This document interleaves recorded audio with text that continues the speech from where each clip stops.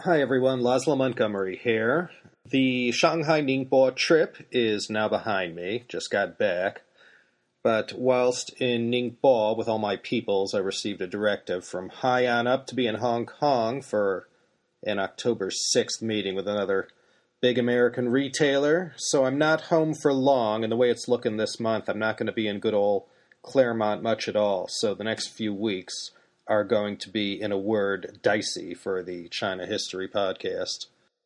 Today, I wanted to go back in time a little. We've been sort of hanging around modern times too much. It's been a good 3 months since that episode 47 on Zhang Qian, the Han Dynasty adventurer. And as ancient times go, there's still a lot more ancient times than the Han.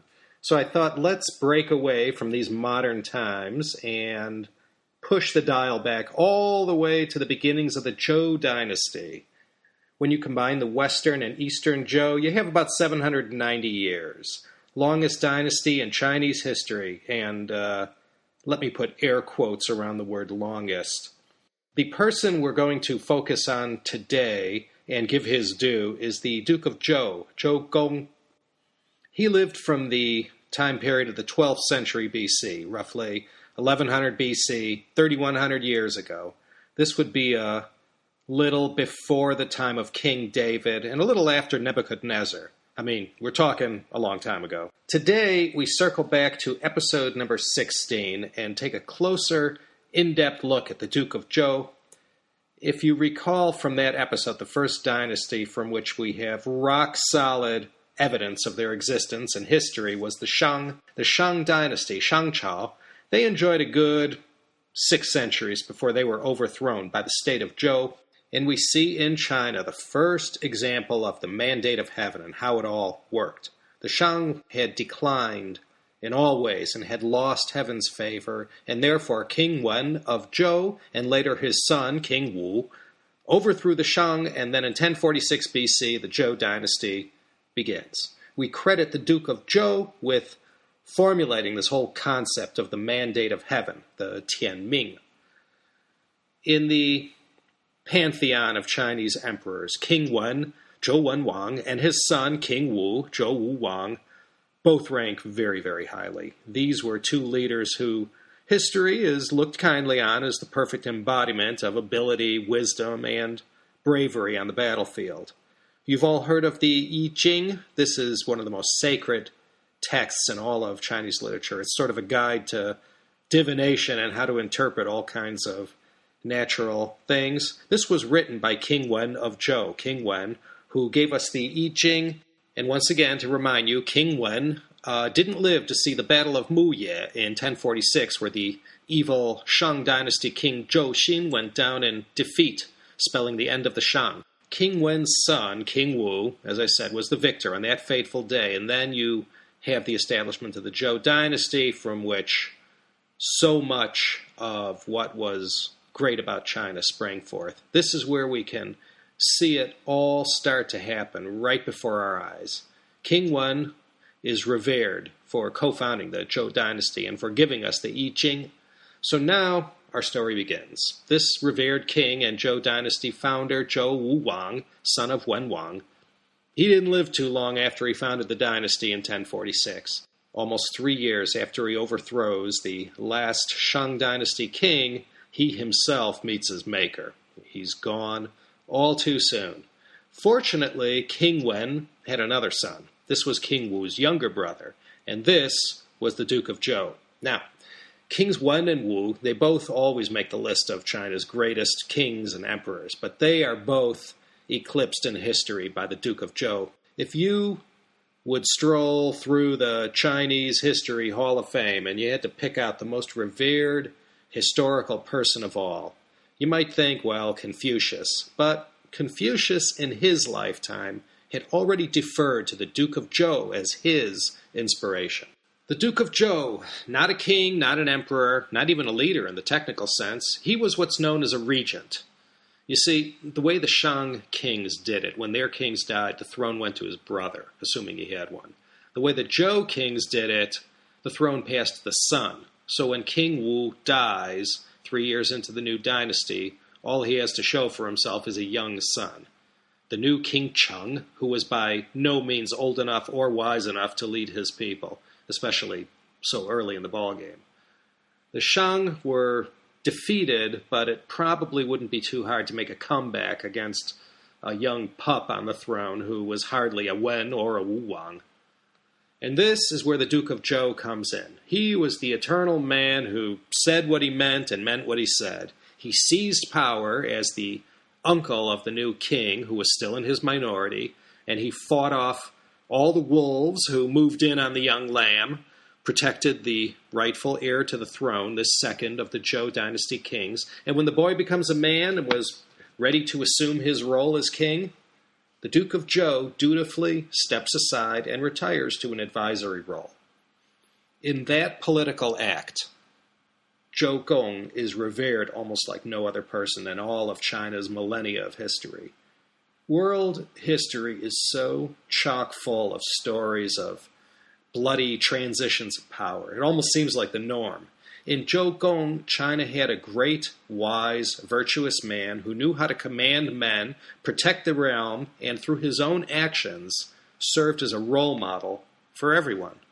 So let's focus in on what else was attributed to Zhou Gong and why, when you look at the entirety of his contribution to Chinese civilization, does Confucius say the immortal words in his Analects, 神以武衰, 也久以武, 不复梦见, which in so many words says, I must be slipping. How long it has been since I have dreamt of the Duke of Zhou. This is interpreted to mean Confucius himself, the most revered of the revered, showing deference to this great man, Zhou Gong. Now, the way it worked, when the Zhou took over, that's when the whole feudalism thing started. The king doled out hereditary fiefdoms to all the guys who stood by his side and helped him bring the Shang down. The Duke of Zhou, being family and all, he was given a fiefdom as well, this one in the town of present-day Qufu. This town served as the capital of the state of Lu, and it was this state that was given to the Duke of Zhou. However, Zhou Gong did not stay here. He stayed close by the side of his brother, King Wu, all the way until the king died. And then, of course, he becomes the regent for King Wu's son, King Cheng. So although he was technically the Duke of Lu, Lu being his patrimonial state, because he chose to be at the capital with his brother, he was known as the Duke of Zhou instead. The state of Lu is one of the most historically important lands in all of ancient China. This is where Confucius was born. So this was the hereditary fiefdom of the Duke of Zhou. And like all the Zhou kings, he was surnamed Ji. His name was Ji Dan. His brother King Wu was Ji Fa, and King Wen was Ji Chang. And they were all of the Zhou clan. But they were all surnamed Ji, all the Zhou kings, all the way to the very end, all of the Ji family. So, Zhou Gong, he was also known as Zhou Gong Dan, Shu Dan, and Zhou Dan. In these ancient days of 3 and more millennia ago, sacrifices and rituals were quite important. The Shiji, or Records of the Grand Historian, enumerates a number of instances where the Duke of Zhou was intimately involved in the minutiae of all the rituals and directing how the sacrifices should be made, especially with the rites and whatnot associated with the transition of power from Shang to Zhou. And so it was, the Duke of Zhou seized power and began his regency. And sure enough, there were revolts against Zhou Gong. Other of the Zhou princes, jealous for the throne, collaborated with defeated Shang Dynasty remnants to challenge the Duke of Zhou's sincerity. After all, no one ever actually believes it when someone claims temporary leadership until the king is old enough to come into his own. The way the story always seems to play out is someone seizes power in the name of the infant or boy king, and then in no time at all, the kid dies mysteriously, or sometimes not so mysteriously. So the Duke of Zhou, he puts down all these revolts and brought peace to the land. But of course, while he was away defending his nephew, King Cheng, suspicion at the royal court starts to flow. There was lots of loose talk going around that the Duke of Zhou was indeed going to do what everyone suspected and usurp the throne.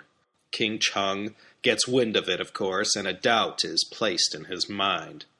But time and again, Zhou Gong's sincerity is tested, and without exception, in every situation we see Zhou Gong selflessly making decisions and without fail, always acting in the young king's interests. And the king, time and again, sees with his own eyes the true devotion and wisdom of his uncle. And just as he said he would, the Duke of Zhou acted as the perfect regent, ensuring young King Cheng was given the best guidance and proper understanding of everything that was demanded of a king. It was the Duke of Zhou who taught King Cheng what the mandate of heaven was and the importance of the king in this whole sacred arrangement. And during the entirety of the period of Zhou Gong's regency, he worked tirelessly to establish the dynasty and build a strong, long-lasting foundation for the king. Little did the Duke of Zhou know that these foundations he was building would last for thousands of years. And then, just like that, one day in 1035 BC, young King Cheng was old enough and trained enough to assume his role as the king of the Zhou. And as I mentioned in podcast 16, like the more well-known historical examples of Cincinnatus and George Washington, the Duke of Zhou takes this ultimate power that he held in his hands, and with the greatest possible dignitas and sincerity, hands it back to the sovereign and retires from his temporary role, and then goes on to serve the king as a loyal advisor until his death. But it's not just for this that Zhou Gong became such a revered person from Chinese history. For an encore, as if this wasn't enough, he worked tirelessly as an advisor to King Cheng. In this supporting role, the Duke of Zhou, for all intents and purposes, wrote the playbook for how the whole central Zhou government should be set up and organized, and all the basic laws, rituals, and rites. And of course, in those days, who knew anything for sure? But the Duke of Zhou, Zhou Gong, he's also credited with the notations for the 64 hexagrams of the I Ching that served as the sort of the Bible for divining signs from heaven and what certain things or forces meant. And remember, it was King Wen who organized the 64 hexagrams, and his son, the Duke of Zhou, who took it one step further and interpreted it and sort of finished off the I Ching. Then Taoists and spiritualists used this text in, various forms for the next few thousand years. You cannot imagine how huge this is. I mean, especially in Chinese folk culture. It doesn't seem like much, but it was very long-lasting. He's credited with the rites of Zhou, the Zhou Li, but probably he didn't write it. It makes up one of the three texts that form the backbone of Chinese rituals and etiquette. Zhou Gong is also credited with the Ya Yue. This was the basic foundation for all Chinese music played at the court. It meticulously clarified which music was for which ritual and how everything was supposed to be played out. That minimalist sound that sort of captures the essence of ancient Chinese music, it has its roots here in the Ya Yue. And this is also attributed to the Duke of Zhou. I know in our modern days, this sort of sounds like a mere trifle and utterly unimportant. But in those days, the attention that was paid to all aspects of etiquette and ritual, it was pretty substantial. And music played no small role in almost everything that went on in the royal palace. And I think you'll find this practically in every ancient culture anywhere on Earth. By the way, some aspects of the Ya Yue were still being used as late as the Qing Dynasty. So as I mentioned, I want to stress, a lot of the things credited to the Duke of Zhou and, from his times had a very long-lasting impact on Chinese culture. In fact, some have even called Zhou Gong the father of Chinese culture. There are other things credited to the Duke of Zhou, such as the first workable astronomical observatory from which the most important and earliest observations were made of the all-important solstices. Zhou Gong is also closely associated with dreams and interpreting dreams. People dreamt 3,000 years ago, same as we do today. In our modern times, we understand dreams a lot better, but in Zhou Gong's time, These were taken much more seriously as signs from heaven or maybe about things that may or may not happen. And so interpreting these dreams was a very big deal. And there had to be some manual that served as a guide. And so, just as Confucius dreamt of Zhou Gong, so did the great Duke become associated with dreams and even became a sort of a god of dreams. The ancient work known as the Zhou Gong Jianmeng, or Zhou Gong's Book of Auspicious Dreams, became the handbook for interpreting dreams throughout Chinese ancient history.